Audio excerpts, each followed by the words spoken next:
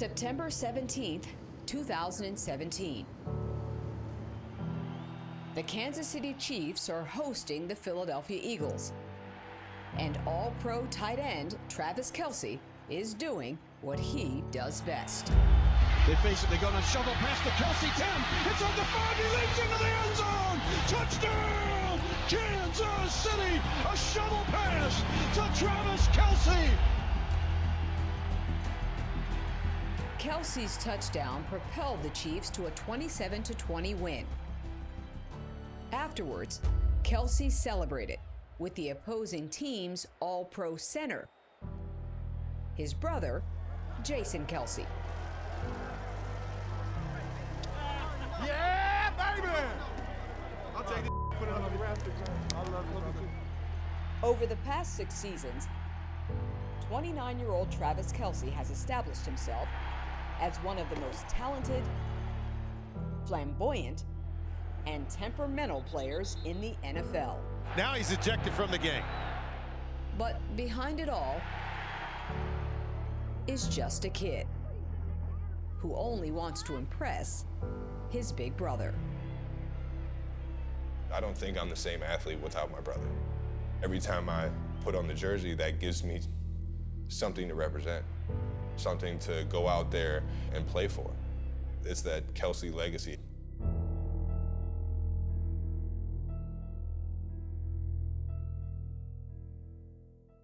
Hey, Trev, man, a little smile while you're eating. For the camera, Jason? Growing up in Cleveland Heights, Ohio, Travis and Jason Kelce were inseparable. Jason was born in 1987. How you doing, Trav? Travis followed 2 years later. Trav was always trying to get me into trouble. He was always like pestering me. Oh man, I was a menace. I kind of thrived off of getting in just enough trouble to where I could charm my way out of it. Travis loved to rile Jason. He was constantly poking the bear. No! Don't do that. All right, now sit down. Sit. Travis was the one that ended up crying at the end of it. But he didn't care because he got the attention from his older brother, and that's, I think, what he always wanted. Get ready, Trav. All right, hike it, Jason, go. Everything for the Kelce brothers was a competition, with each other and on the field. Either I was going to his baseball game, he was going to my football game. We were always doing something. Soccer's year-round, basketball sometimes year-round, hockey was always year-round. They absolutely loved it.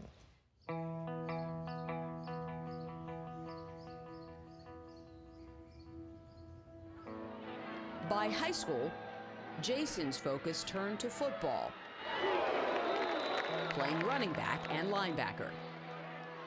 Jason had to prove himself at every level, and he developed a tenacity that he passed on to his brother. All he knew is that he was going to work hard and give it his best, and sure enough, I was sitting there taking notes, watching him do it the entire time. I only played football because he was playing football. By Jason's senior year, Travis was a sophomore quarterback slated to become the starter alongside his brother. But that didn't happen.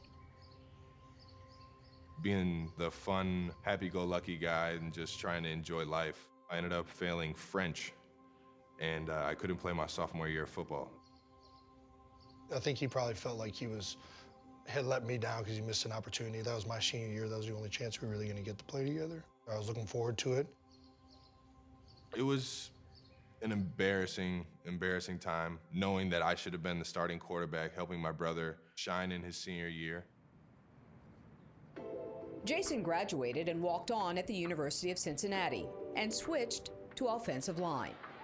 And it wasn't long before he started lobbying his coaches to recruit his little brother. I kind of pushed it a little bit. I'm like, why aren't we offering my brother? I think once they saw him, they realized, how big he was, his athleticism and everything. That's when they really started to recruit him. In 2008, Travis accepted a scholarship from Cincinnati and joined his brother. September 7th, 2009. The Bearcats opened the season against Rutgers. That was our first chance that we finally got to be on the field together. That was something that I thought was going to be really, really cool. Kelce stays in a quarterback. Again, it's a keeper. At the goal line. Touchdown, Cincinnati. I was having the time of my life playing quarterback in college with my brother. I'm running right behind his big behind. But it only lasted one game. Travis didn't play much the rest of the season. A season that ended with the Bearcats in New Orleans for the Sugar Bowl. Days before the game, Travis was out on Bourbon Street. I was down there partying, drinking, smoking, trying to enjoy life and doing things that I wasn't supposed to be doing. And the NCAA came with a drug test, and my heart literally just sunk right to the floor. Travis played in the game, but after a positive test for marijuana, incoming head coach Butch Jones called him into his office. Son, you're off the team. I'm taking your scholarship. You'll never play a down of football here at the University of Cincinnati again. That kind of stuff is inexcusable, and I will not tolerate it on my football team.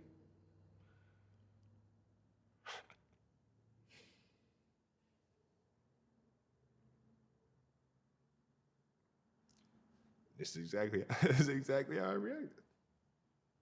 I didn't argue with him. At that point in time, I felt like I didn't have anything to argue against. I just felt kind of, empty.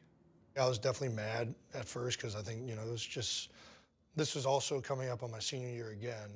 So now both of my senior years in high school and college, we've been in the same school on the same football team, but he's going to be ineligible again, so I won't be able to play with him again.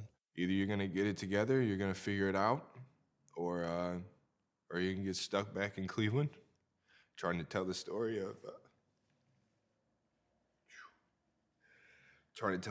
who you could have been.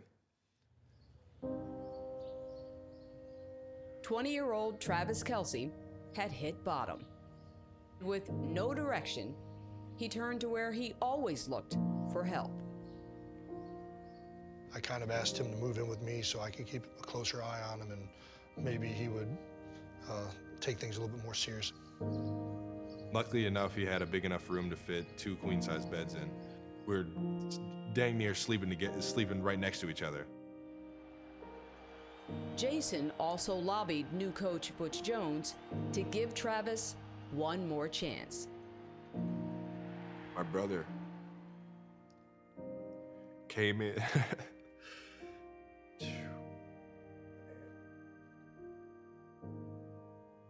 My brother came in like he was Superman. I don't know what the heck he told him. I don't know what he said. I remember me telling him, Travis is a good kid. He just made a stupid mistake. Not only is he a great player, but he's a great person. Everybody loves him. He's a great teammate. Midway through the spring ball that year, I got a call from Coach Jones, and he said, come meet me in my office.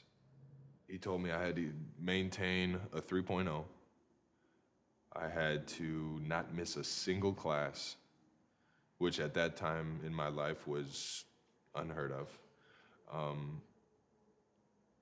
I had to find a way to pay for school. He started working as like a telemarketer to try and raise money. I truly feel like that was like one of the best things that's ever happened to him, because up until that point, he hadn't really been through like a major adverse situation to like have to overcome something and have to work hard to get back in the good graces of the coaches. And he did. Travis went to class and made Dean's List in the spring. He also was there to celebrate when Jason was chosen in the 6th round of the 2011 NFL Draft by Eagles head coach Andy Reid. Then, that fall, Coach Jones welcomed Travis back on the team. But there was a twist. He said, I don't need a quarterback, and I think you'd be a heck of a tight end. Everyone sees your athletic ability, and we think you'd be an awesome tight end for us if you want to try and earn a scholarship at tight end. And at that point, I was like, yeah, I could care less what position I play right now. After a season adjusting to his new position, Travis exploded as a senior, catching 45 passes and 8 touchdowns. Wynn throws it to Kelce. Kelce's going to score. 37 yards. NFL scouts took notice. Kelce, the big tight end with the game's biggest play, 83 yards. But they also had some concerns. What were they saying about Travis? They said he was a train wreck character-wise. You stay away from this guy.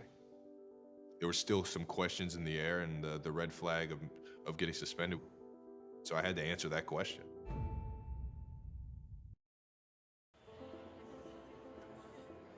The 2013 NFL Draft. The first and second rounds come and go, but Travis Kelce's name is not called. What the heck is going on? Like, why can't a team just take a chance on me? It was very humbling because he felt that he was better than every single tight end that went before him. I finally get a call, and it's a Missouri area code. And in my head, I'm like, St. Louis? Come on, I don't even want to answer this. I don't like St. Louis? Oh, God. So I answer it, and I'd answer it with pride and everything, and sure enough, it's Andy Reid. And I get caught. I'm like, oh, this is Andy Reid? Like, hey, coach, how are you? I'm doing good. I'm sitting here with my family, and he tells me, listen, are you gonna f this up? Are you gonna screw up this opportunity if I take you? And I'm stuttering. I don't even know how to answer the question. Coach, I'm gonna give you everything that I have. He says, put your brother on the phone.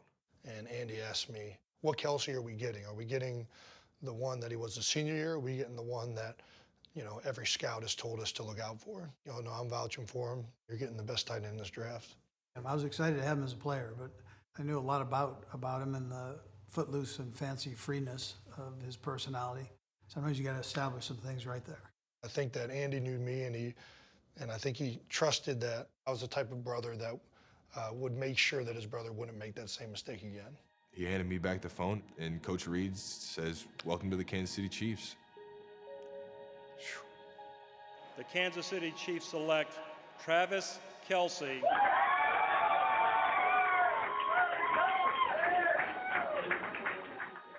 That was a pretty cool moment. Just to be there with my mother and my father.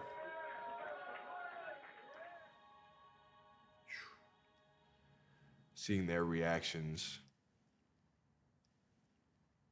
That's why I do everything. So that I can make the people that I love smile. Since arriving in Kansas City, Travis has made a lot of Chiefs fans smile. Over the past 5 seasons, he's racked up more than 4,600 receiving yards and 28 touchdowns. Kelce, he makes the catch! Touchdown! Kansas City! Which gives him an excuse to do this. I get in the end zone, it's just like I turn into just happy-go-lucky kid that life is so surreal that I'm in the end zone in the NFL. I'm just gonna go ahead and dance this off.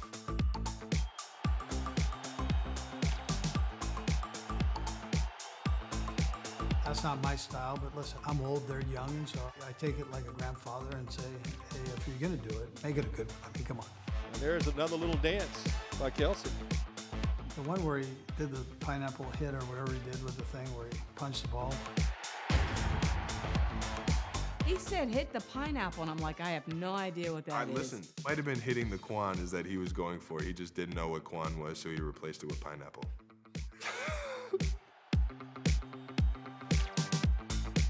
I got moves for days. Those moves helped Travis sign a 5-year, $46 million contract extension with the Chiefs, which has allowed him to indulge another passion. I've always been into fashion. I've always been into ways to express yourself and be creative. One of my favorite suits was the Gucci suit. Then there's the fur game, you know what I mean? When it gets cold out, you gotta stay warm. What do you think about his clothes? You know, not my particular style. I think that he's always been trying to help me out in that regard, because I don't have any sense of style. That's why I wear wacky and fun stuff like that, is to just hopefully put a smile on the face or get somebody to make fun of me and puts a smile on someone else's face.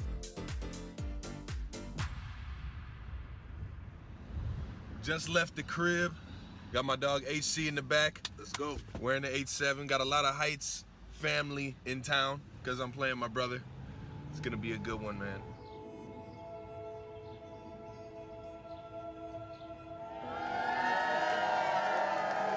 September 17th, 2017. For the first time, the Kelce brothers are set to face off. I was so locked in. I went up to him and hugged him before the game. You know, there was definitely a little bit amped up level of like, I want to win this game because I want to hold this above Travis. No doubt about it.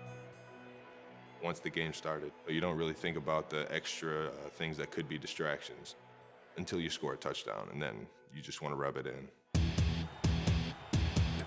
In the fourth quarter, with the game tied, They're basically going to shovel past the Kelce 10. It's on the 5. He leaps into the end zone. Touchdown, Kansas City. A shovel pass to Travis Kelce. It was just this like incredible moment. I'm screaming expletives in my head of like, because I'm pissed off that our team just gave up a touchdown. And then I'm also secretly kind of like, you know, that was a pretty awesome play. I gotta give Trav credit on that one. I jumped from like the 5-yard line, so the fact that I even made it in the end zone and just started screaming, I just remembered like, oh, this is my time to just scold the entire Philadelphia organization. So I'm just gonna go ahead and just flap my wings. Oh, I'm the eagle. Look, I can fly too. Unbelievable. Such an ass. That's me. Travis's Chiefs beat Jason's Eagles 27-20. I was really hoping that I was going to be able to look at this jersey and be happy, but now I'm going to be upset for the rest of my life. Oh, wow. This thing you stayed at. That was a pretty awesome moment to be able to exchange jerseys of the only game that we've ever played against each other in the history of our sports careers, really. Yeah, baby! I'll take and put it on the rafters, man. I love you, brother. It's a game today. That was a hit. As much as I hated watching it, that touchdown was incredible. And it gives me goosebumps even thinking about it. Obviously something I'll cherish for the rest of my life. 4 months later, it was Jason's turn to celebrate. With Travis watching from the stands, Jason's Eagles won their first Super Bowl in franchise history. So you're next then. Super Bowl's next for you. I mean, I don't want to jinx it, you know? I'm not going to say that I'm next, but I mean, that's how the stars have aligned so far. It would make the circle complete. Keep following those footsteps all the way around to the top. Travis is where he is today because of who he's decided to be, the choices he's decided to make, who he is as a human being. He doesn't owe a thing to me. He knows he has a lot to do with my success, just as I do for him. All those backyard brawls and the battles that we had, that mentality has drove me to this point. Staying on my ass about it all just makes me appreciate the guy even more for who he is.